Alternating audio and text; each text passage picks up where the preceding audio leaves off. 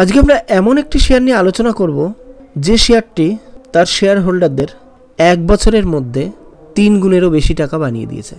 আসলে আমরা একটু দেখে নিই এটা কিভাবে সম্ভব হয়েছে। তাহলে চলুন, এখানটা একটু খেয়াল করুন। আমরা 1 বছরের সিলেক্ট করলাম, এখানটায় কি দেখতে পাচ্ছি 329.82%, 329.82%। কত বছর সময়? 1 বছর সময়ের মধ্যে 329.82% পজিটিভ রিটার্ন দিয়েছে এই কোম্পানিটি। অর্থাৎ 1 বছরের মধ্যে প্রায় 350%-এর কাছাকাছি, 330%। তাহলে আপনি সাপোজ ধরুন এই কোম্পানিতে 1 বছর আগে যদি 1 লাখ টাকা ইনভেস্ট করতেন, তাহলে এখন প্রায় 4 লাখ টাকার কাছাকাছি আপনার অ্যামাউন্টটা হয়ে যেত। অর্থাৎ 1 বছর পরে আপনার অ্যামাউন্টটা হয়ে যেত প্রায় 4 লাখের কাছাকাছি। এবার দেখুন কোম্পানিটি 5 বছরে কি পরিমাণ রিটার্ন দিয়েছে। এখানটা খেয়াল করুন, আমরা 5 বছরটাকে সিলেক্ট করলাম এবং সঙ্গে সঙ্গে দেখতে পেলাম যে এখানটায় 2374.75% পজিটিভ দিয়েছে এই কোম্পানিটি 5 বছর সময়ের মধ্যে। দেখুন কি হারে রিটার্ন দিয়েছে। ভাবতে পারছেন আপনি যে একটা কোম্পানি এত পরিমাণ রিটার্ন দিতে পারে? 2300%-এর বেশি, প্রায় 2400%-এর কাছাকাছি রিটার্ন দিয়েছে 5 বছরে। ভাবা যায়? যাক, আমরা তো দেখতে পাচ্ছি, ভাবতে তো হবেই আমাদের। আজ থেকে 5 বছর আগে যদি এই কোম্পানিতে আপনি মাত্র 5,000 টাকা ইনভেস্ট করতেন, এই সময়ে বা 5 বছর পরে আপনার সেই টাকাটা প্রায় 24,000 টাকার কাছাকাছি হয়ে যেত। কোম্পানিটার নামটা একটু দেখে নিন, ক্রপস্টার অ্যাগ্রো লিমিটেড। এটি একটি কৃষি পণ্য বিষয়ক কোম্পানি যা শেয়ার হোল্ডারদের বিগত দিনে প্রচুর টাকা বানিয়ে দিয়েছে।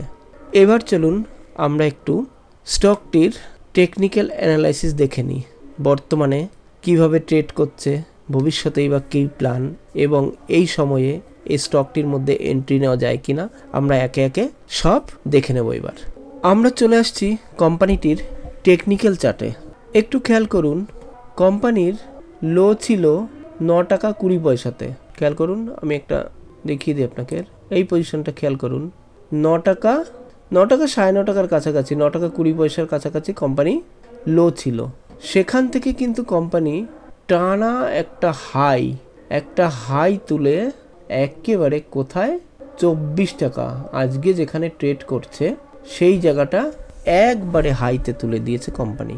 এবং তারপরে সে একটা, এই দেখুন এই হাইটা, এবং এখান থেকে সে একটু কারেকশন নিয়ে একটা লো তৈরি করে এবং তারপরে কিন্তু আবার হাইতে উঠে যায় এবং এইটা তার সর্বোচ্চ হাই। এবং তারপরে দেখুন কোম্পানিটি আবার কারেকশন নিয়েছে। তো আমরা কিন্তু এখানে একটা জিনিস দেখতে পাচ্ছি, দেখুন যে কোম্পানি কিন্তু একটা হায়ার হাই তৈরি করার চেষ্টা করছে এখন। এই দেখুন, তো আগামী দিনেও এরকম একটা জায়গায় আসতে পারে কোম্পানিটি, আমরা এটা ধারণা করছি হতে পারে এরকম। সেটা আগামী দিনেই আমরা দেখতে পাবো কোথায় আসছে। এদিকে আরেকটা জায়গা দেখুন, এখানে কিন্তু একটা অল টাইম হাই রয়েছে কোম্পানির 31 টাকা 51 পয়সা। এটা কিন্তু কোম্পানির অল টাইম হাই। তো আমরা এখানে যেটা দেখতে পাচ্ছি, তাহলে কিন্তু আমরা ধরেই নিতে পারি যে এইটা কিন্তু এরকম হায়ার হাই করে এই 31 টাকার এই লেভেলটার কাছাকাছি আসতে পারে। অর্থাৎ এই লেভেলটাই কিন্তু আসতে পারে। এখান থেকে হায়ার হাই করে, আবার একটু দেখাই এগুলো পরিষ্কার করে, তাহলে আপনাদের বুঝতে সুবিধা হবে।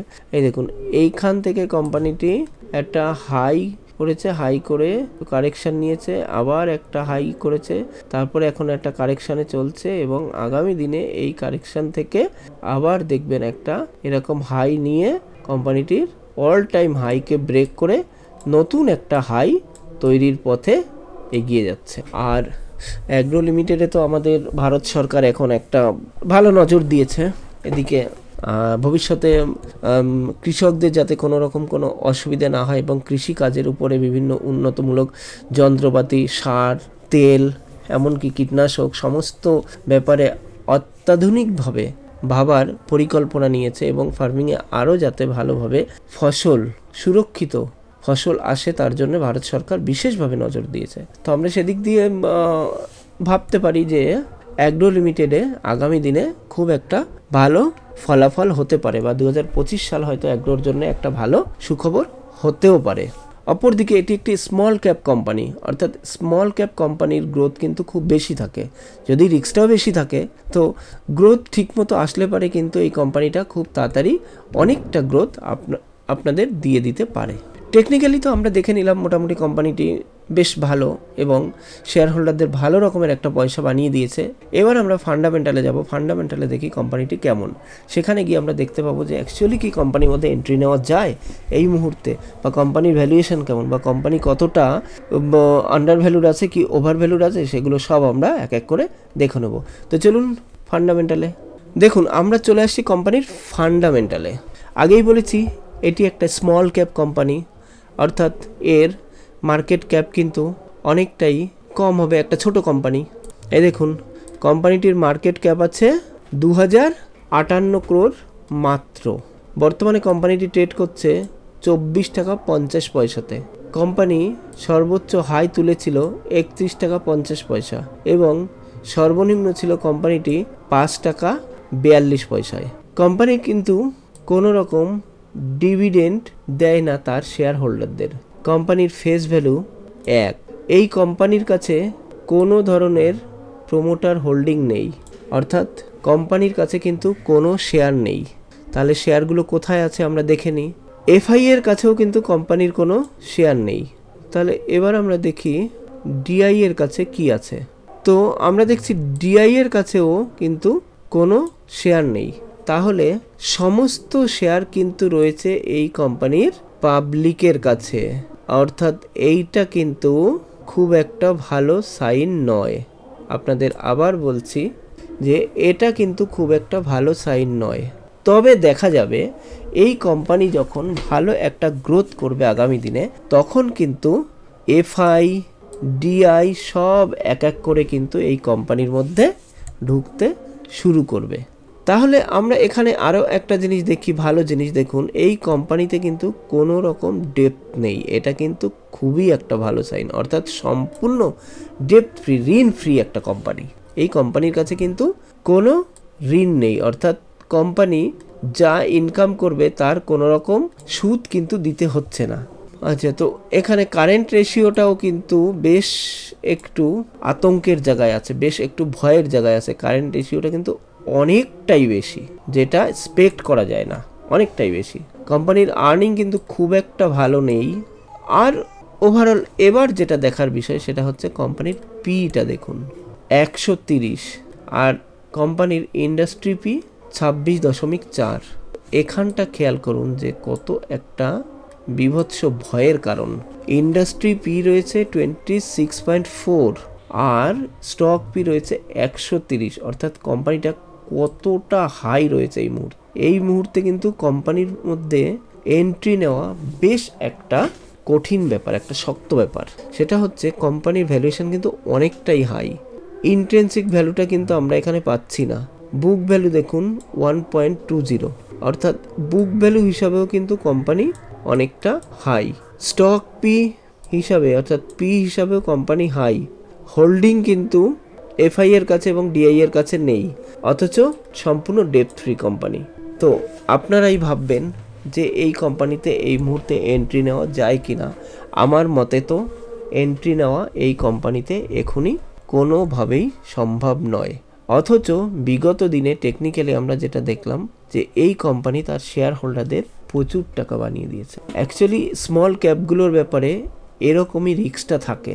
আমরা কিন্তু ফান্ডামেন্টালি দেখে কোনোভাবেই এই কোম্পানির মধ্যে এন্ট্রি নেওয়ার কোনো সুযোগই দেখতে পাচ্ছি না, অথচ টেকনিক্যালি দেখুন কত পয়সা বানিয়ে দিয়েছে এই কোম্পানি। স্মল ক্যাপগুলো সাধারণত এমনই হয়, অনেকটা হাই রিস্ক থাকে এই কোম্পানির মধ্যে এন্ট্রি নেওয়া। বাকিটা আপনারা ভাববেন। তো আমরা ফান্ডামেন্টালি দেখলাম কেমন কোম্পানি এটা। এবার আমরা যেটা জানবো সেটা হচ্ছে অ্যাকচুয়ালি এই কোম্পানির কাজটা কি, এরা কি করে, কোথা থেকেই বা আসছে এই কোম্পানি, এদের ভবিষ্যৎ প্ল্যানই বা কি। চলুন আমরা সেই সব বিষয়ে একটু জেনে নেই এবার। ক্রসস্টার অ্যাগ্রো লিমিটেড এই কোম্পানিটি সাধারণত রাসায়নিক এর উপর বেশি কাজ করে। প্লাস্টিক এবং রাবার পণ্য যেমন soda ash, acid, base, bleaching powder, তাপ বিক্রিয়াকারক রাসায়নিক, পলিপ্রোপিলন ব্যাগ, প্লাস্টিক শিট এবং প্লাস্টিকের পাত্রের ব্যবসা করে। প্যাকেজিং এবং টেক্সটাইলেও এই কোম্পানির সঙ্গে বিশেষ সম্পর্ক রয়েছে। কৃষিক্ষেত্রে বা কৃষি পণ্য হিসাবে যেসব রাসায়নিক ব্যবহার করা হয় সেই সব রাসায়নিক থেকে বিভিন্ন রকমের পণ্য যেমন সার, কীটনাশক এগুলির ক্ষেত্রেও এই কোম্পানির বিশেষ অগ্রাধিকার রয়েছে। ভবিষ্যতে এই কোম্পানিটি তাদের বিজনেসকে বড় করার জন্যে আরও বিভিন্ন রকম নতুন নতুন প্ল্যান নিয়ে আসছে এবং অনেক প্রোডাক্ট মার্কেটে তারা নতুনভাবে আনার চেষ্টা করছে। এই স্মল ক্যাপ কোম্পানিটি সম্পর্কে এটা ছিল একটা ছোট্ট ধারণা। পরবর্তী এই কোম্পানির ভিডিওতে আমরা আরও অনেক ভালো ভালো তথ্য নিয়ে আসব, যেটা এই কোম্পানিকে স্পেন্ড করতে আরও অনেক সুবিধা করবে। আজকের ভিডিও থেকে যদি আপনি একটু উপকৃত হয়ে থাকেন তাহলে ভিডিওটি লাইক করতে ভুলবেন না। শেয়ার মার্কেট সম্পর্কে যদি কোনো প্রশ্ন থাকে তাহলে কমেন্ট করে জানান। আর যদি চ্যানেলে নতুন হয়ে থাকেন তাহলে সাবস্ক্রাইব করতে ভুল করবেন না। তো আবার দেখা হবে পরবর্তী ভিডিওতে।